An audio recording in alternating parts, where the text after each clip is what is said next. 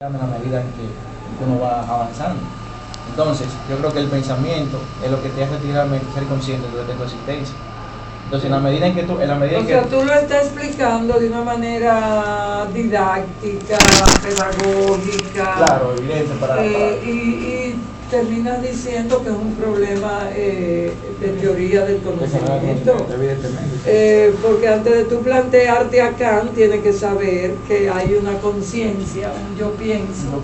Y luego con Kant decir, bueno, esa conciencia puede llegar aquí, puede llegar allá y plantear los límites y posibilidades. Sí, yo estoy de acuerdo contigo, es cierto. El problema es que cuando se va a discutir, pues se toma la expresión como un todo y se compara y se plantea como punto de partida de algo que es problemático. Si el punto de partida es la conciencia, se queda en un solicismo, porque el problema es otro también, Claro. que para muchos dicen que Descartes es solicista, porque no logra llegar a la existencia y se queda en el solo soy yo. Igual cuando plantea lo del cuerpo y el alma, y la res extensa y la res coita. La res extensa por un lado y la res coita por el otro. Tú sabes que la posmodernidad y la complejidad, la teoría de la pretenden las teorías nuevas ser holísticas. Pero tú tienes razón, como un problema pedagógico, tú no puedes plantear ningún otro problema si primero no te plantea la conciencia y la duda metódica cartesiana. Quizás, ya también ahí ya lo del método, o sea, el método cartesiano que tiene su validez. Claro. Me parece interesante. ¿Sabes? Claro, no, yo soy promoderna, yo defiendo la racionalidad moderna. Me parece muy bien. Todavía, y a mí me asustan los postmodernos, y los leo muchísimo, porque yo tampoco quiero ser dogmática, y hay elementos que yo los acepto. ¿Tú entiendes? Por ejemplo, ahora ellos se están defendiendo y diciendo que ellos no están mandando a morir al sujeto cartesiano, sino que lo están descentralizando para que no sea tan aburrido eso de yo soy quien observo la realidad, domino la naturaleza, porque ellos dicen, caray, hay otro sujeto, está la mujer, el homosexual, el viejo, el indígena, tú ves, y no el europeo blanco. En ese sentido, bueno, pues vamos a dejarlo entrar. Comparo también la idea suya, me parece interesante. Una pregunta a Evo Morales, cuando yo te puse a leer el documento. Ah, yo lo leí, pero di que no es de él. Dicen que no es de él, pero es genial si le hicieron una atribución a Evo. Señores, van a enterrar a mi muerto y yo no voy a... Antes de que se vaya, faltan profe, 20 minutos. una preguntita. Mire, yo creo que esta pregunta me sale de la temática, pero más o menos voy a tratar de que te... En los últimos estudios que se han hecho del cerebro, los neurocientistas, en la clasificación, es decir, en su estudio lo que han hecho es clasificar el cerebro y determinan que la mujer tiene un tipo de cerebro y el hombre tiene otro tipo de cerebro. E incluso especifican las diferentes partes del cerebro de cómo actúa el hombre y cómo actúa la mujer, dando así conclusiones de que la mujer, el cerebro está más adaptado. No, es superior. Ah, superior. Es superior, está más adaptado, conoce mejor, incluso no solamente está adaptada para conocer mejor, sino adaptada para vivir mejor. Incluso el cerebro está mejor preparado para el dolor y lo justifican con las condiciones físicas de parir y todas esas cosas. La pregunta que yo me hago realmente, o la inquietud que me llega de eso, no estamos volviendo con esa clasificación a la clasificación tradicional que la misma historia ha tenido en torno a la mujer. Sí, mira, Aristóteles, empezando por atrás rápidamente, pues yo te quiero ir. Aristóteles definía su posición machista haciendo clasificaciones de ese tipo.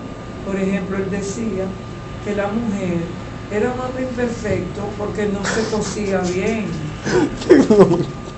La mujer era fría y el hombre era caliente.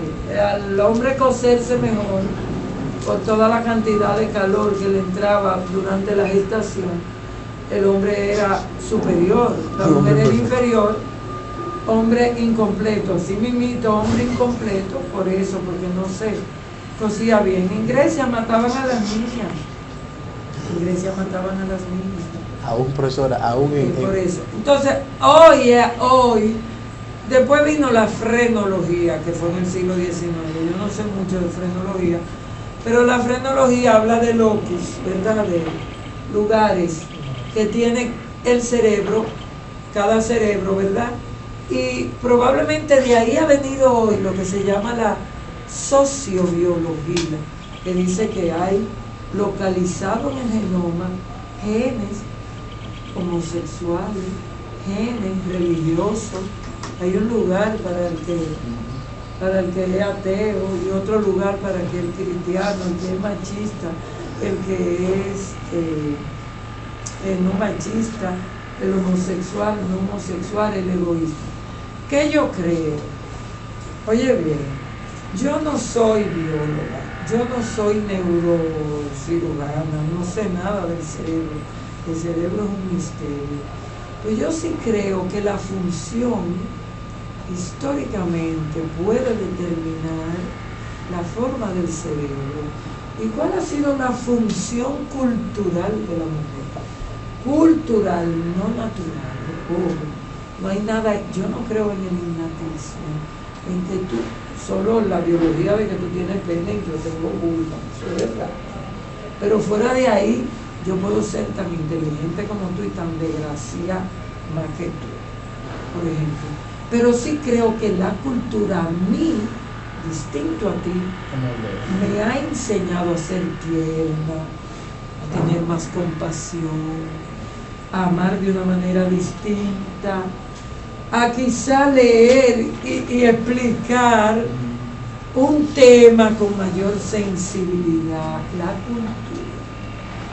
Y eso puede, Marco, que afecte el cerebro en última instancia.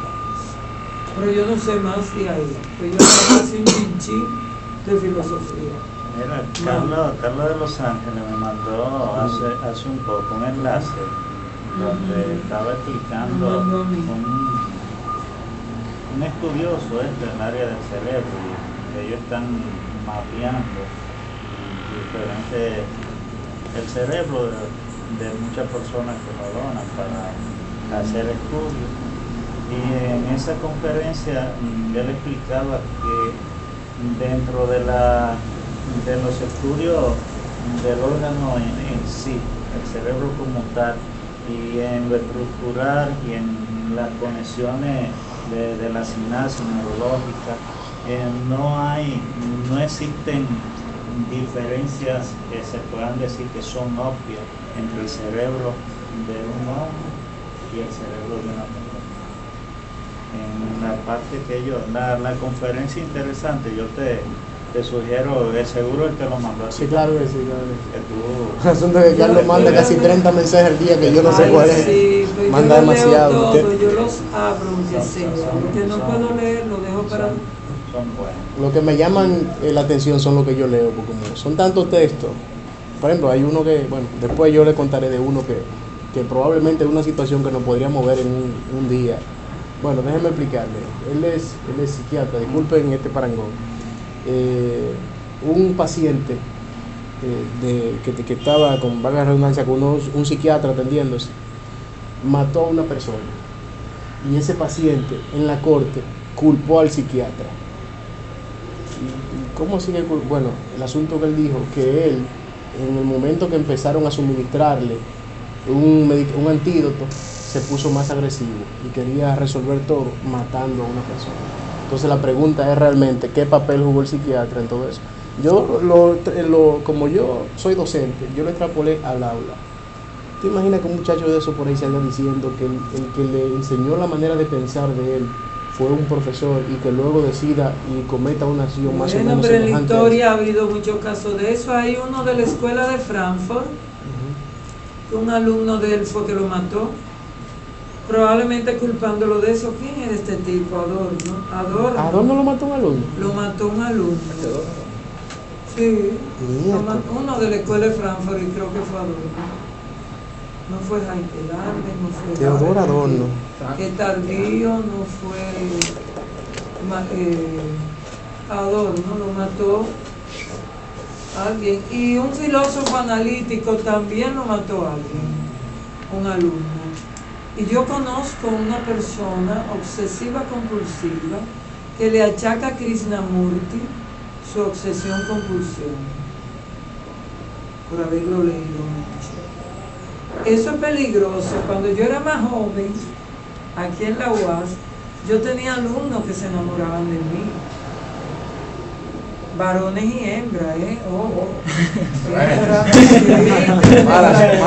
Me declaraban su amor. Claro, pues yo soy una tipa valientísima. Yo he sabido sortearlo todo en la vida. A mí nada humano me es ajeno.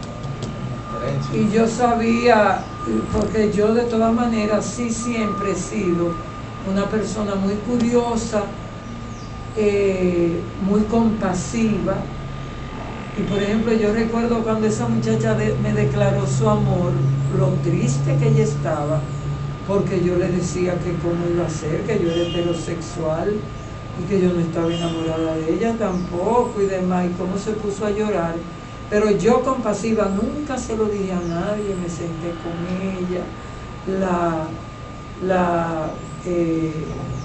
le hablé, la convencí, no me molestó, la muchacha no volvió al aula, pero bueno, ya eso era su problema. Y no solamente mujeres así, mujeres que habían abortado, que estaban embarazadas de un papá, que a mí todo eso, porque yo soy una persona que me acerco a todo el mundo, y todo el mundo se acerca a mí porque yo tampoco tengo prejuicio. ¿Cómo va a ser que tú de repente descubres que eres homosexual y tú vienes donde mí? Yo te voy a rechazar. Por eso, yo no te puedo rechazar. Tampoco voy a promover eso. Yo no lo promovía porque eran gente muy jóvenes. Muy jóvenes. Y yo decía esto a propósito de lo que tú dijiste, ¿verdad? Sí, el problema que le puede pasar a uno en un aula. Cosas así sencillas, que a mí nunca me enseñaron filosofía para enfrentarme a ese problema. En estos días un profesor que ustedes conocen, que tú lo conoces muy bien, que es muy joven, me dijo que había una muchacha que le confesó, oye bien, que un profesor la asedió. Y él lo contaba con una frivolidad que a mí me dio una rabia. Digo, pero mándame esa muchacha, mándamela a mí, porque ella te ha tenido confianza, te ha dicho y tú no has hecho nada. Y ese es uno de tantos, que hay casos así que, bueno, que no sé si algunos de ustedes se han dado cuenta de eso, pero yo Sí, sí. una compañera de monográfico de la licenciatura de Derecho, ella es una muchacha sumamente bella y inteligente. Ella me dice, está dando su última asignatura para graduarse, y ella me dice, el profesor la está asediando. Ella me pregunta, Marco, ven acá, ¿cómo soy yo?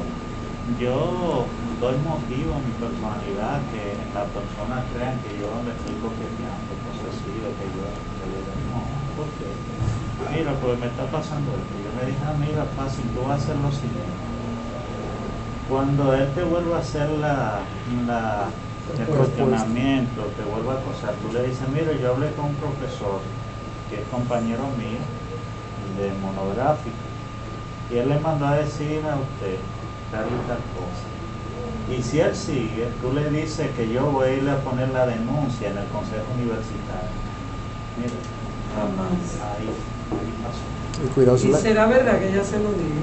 Sí, A lo que le decía ahorita, lo de los muchachos que se enamoraban de mí, era para decirle que también había muchachos que me miraban muy mal y que a mí me daba miedo, y cuando yo salía yo trataba de que alguien me acompañara, porque cuando tú enseñas algo, yo lo sé por mí, cuando yo era joven y Andrés Avelino a mí me enseñaba, tú tienes que tener mucho cuidado, y eso yo lo aprendí un poco tarde, porque al principio era demasiado apasionada, porque un pensamiento tuyo puede cambiar la vida de alguien y cambiarla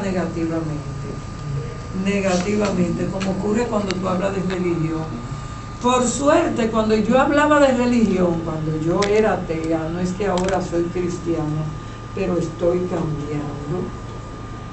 Cuando yo era atea, yo le decía a los estudiantes antes de dar mi clase que para nada los religiosos se sintieran mal conmigo ni inhibidos para expresar su posición. Era lo primero, le daba confianza, tanto que si yo planteaba algo de la religión, ellos se paraban con mucha autoestima, mujeres y hombres, y hablaban de la posición deísta, porque la que yo señalaba, y no era que dedicaba el semestre a eso, era una clase nada más, era la posición atea, y hablando de la deísta, y los dejaba a ellos. Pero hubo gente también religiosa, que se hirieron, que se sintieron muy mal y me miraban mal. Y yo lograba a veces conversar con ellos. Fanático. Sí. Sí, es verdad. fanático de hombre. De fanático, hombre, con un rosario arriba. Es que ahora es que están dejando el fanatismo, porque antes todo el mundo éramos fanáticos, tanto los que creían como los que no creían, éramos fanáticos. Ya no, por suerte, pero todavía quedan fanáticos. Mi hija es una fanática. Fanática religiosa. Yo soy testigo de Jehová. Yo lo que digo pregunto. Y le tocó Schopenhauer. Yo Marco.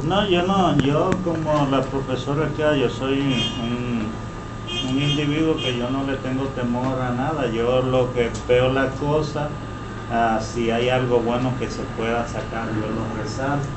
Y si no veo nada que sea de utilidad, entonces le hago la crítica. Yo Después no, tú me vas a decir por Sí. qué testigo de Jehová, pero no